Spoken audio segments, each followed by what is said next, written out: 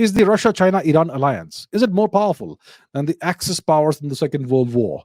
Does this alliance have the potential to beat the West if World War II happens? The World War II is over. I'm guessing you are asking about the next World War, which we hope never happens. World War III.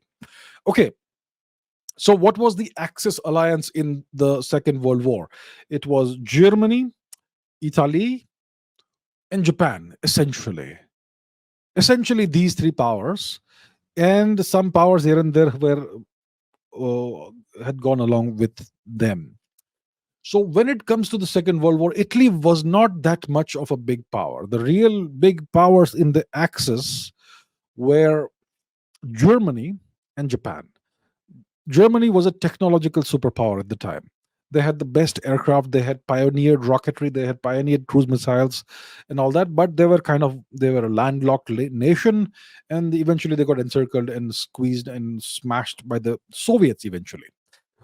Japan, a tiny nation, but tremendous technological abilities, and they had the ambition to be a Western nation. So they behaved like the West and did things that the Western nations would do: genocide and occupation and colonialism and all that. So Japan was really powerful. Germany was really powerful. Now, what about Russia, China, Iran? So this is a very different kind of alliance. This time we're talking about Russia. See, Russia has Germany. In the Second World War, we did not have nuclear weapons until the very end, when the first nuclear weapons were developed and two of them were tested on Japanese civilians. Today, a third world war involves nuclear weapons. It involves a war fighting between nuclear weapons powers. So when it comes to Russia, China, Iran, Russia and China are both nuclear weapons powers. Russia has the largest arsenal. China has a decent arsenal, maybe 300, maybe 500, maybe 1,000 nuclear weapons. We don't quite know how many warheads they have, but they are a decently medium-sized nuclear weapons power. The Chinese, Iran may perhaps be a nuclear weapons power by now.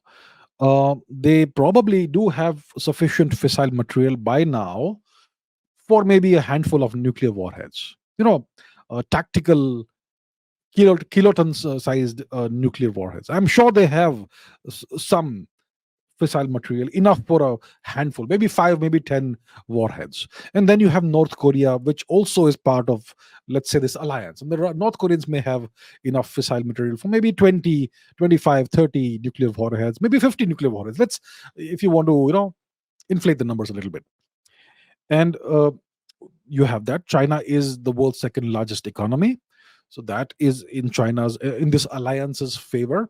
But if you look at the hard power score of these nations, uh, I had at some point in time calculated that I think the American alliance kind of outstrips the hard power of the China, Russia, etc. alliance. And don't have the calculations right now on demand, but when it comes to the Pacific theater, I think the China, Russia, etc. alliance has a significant advantage over the Americans. But if you look at the global theater, including the Indian Ocean, the Pacific, the Atlantic, everything put together, I think the Americans and the West still are more powerful if you add up the hard power scores of the coalitions and make them stand off against each other. Overall, the Americans still have the advantage. Um, so I'm not sure if it's right to compare the current situation with that of the Second World War. There are significant, interesting parallels for sure. The way the multipolarity is emerging, the way there's a slow bifurcation, ongoing bifurcation of the world order, all of that, it kind of parallels what we have seen in the past during the World War I, II era, the European tribal wars, the Western tribal wars. Uh, does this alliance have the potential to beat the West if World War III happens? Well, if World War III happens, you're going to have fighting, we're going to have military action between nuclear powers, which is extremely dangerous. And if World War III happens, and if there's a single nuke that's used, it's going to end the world. So no one's going to win. We all lose.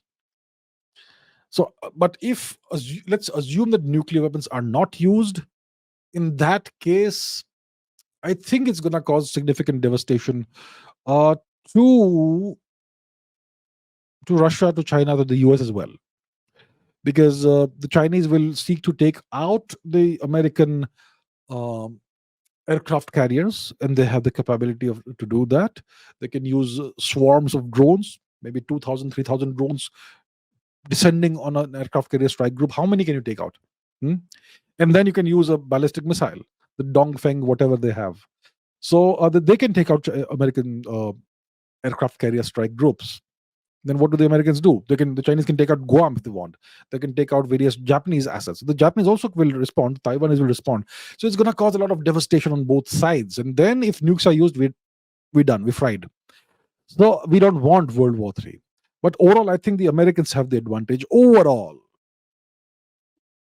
the American-led alliance, which is the Western alliance, against the um, putative China, Russia, etc., Iran, North Korea alliance.